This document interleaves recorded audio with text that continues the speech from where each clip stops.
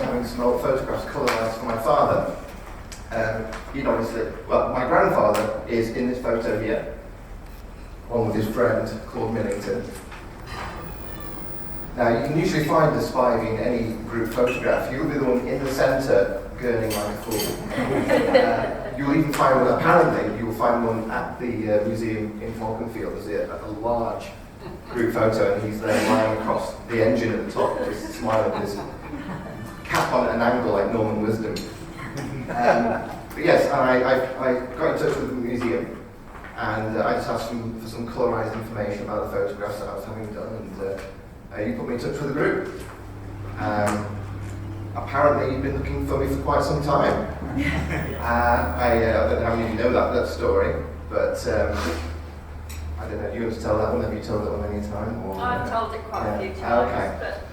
But you did tell Al Murray about it. I did tell Al Murray about it. I'm not sure if there's any method to play it back, but I'm a fan of a podcast called the We Have Ways pod. It's with James Holland, the historian, and his friend Al Murray, who's also very knowledgeable on history. And they had an excellent segment called Family Stories, where people write in with their stories.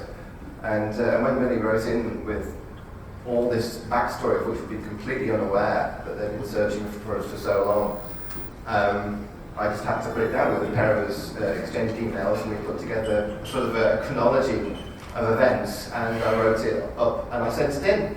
And one morning I was lying in bed, Sunday morning, and I just set the podcast playing whilst I had some orange juice, and Al Murray's voice suddenly went, "Our next story is from James Spivey." I assumed that they would have told me if they were using it, but no, it was right there. I was bang awake, and it was wonderful to hear it said out loud for posterity, and it's good to have laid it down. And of course, now that I'm here, there's just so much more photographic evidence. It's beautiful. I've seen the same photos but different in the old shoebox at home. Not nearly as well laid out as they have been here. There's like sometimes the same angles, the same buildings, the same stories but slightly different.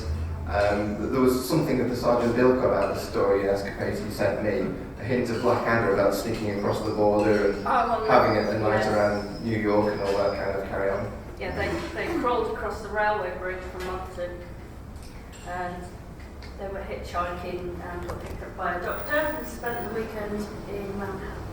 Pictures on the Empire State Building. Then on the way back, there were too many trains going and they were getting a bit worried, so they thought, never mind, we'll get down in this boat.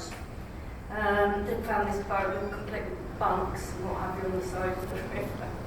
So they will go around down for a couple of hours, and then we'll have a look at the railway bridge again, go get back, it'll be AWOL. And they were woken up by a hideous noise, bright white light. They'd bedded down in Royal Canadian Mounted Police Patrol boat. Because they were Canadian, they very kindly gave a lift across the St. Lawrence, and they did get back to London on time. Another time they did actually end up going AWOL. They were ones for blundering about the desert, and they did get arrested in Nogales, Mexico. And your granddad, I understand, had a broad Yorkshire accent. Aye. And my dad was from Birmingham. So between them, the Mexicans decided they picked up enemy aliens and that they were Germans in trying to do a British accent. They were hardly Pinewood Studios, either of them. So they were overnight in the jail in Nogales until eventually a few phone calls sorted it out, and they did arrive AWOL the next morning.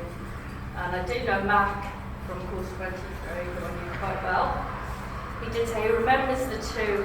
He was ignominiously, that's how I can't say it, ignominiously brought back. And the CO got hold of them, and I don't know to this day why they didn't get thrown off the course. Well, they did all sorts of things, didn't they? The raid on the orange groves, and they brought pillowcases back of lemons, and everybody was tripping over lemons in the village for weeks. So Dan talked a lot about Spiv and their antics together. So it's wonderful to see James the first time today.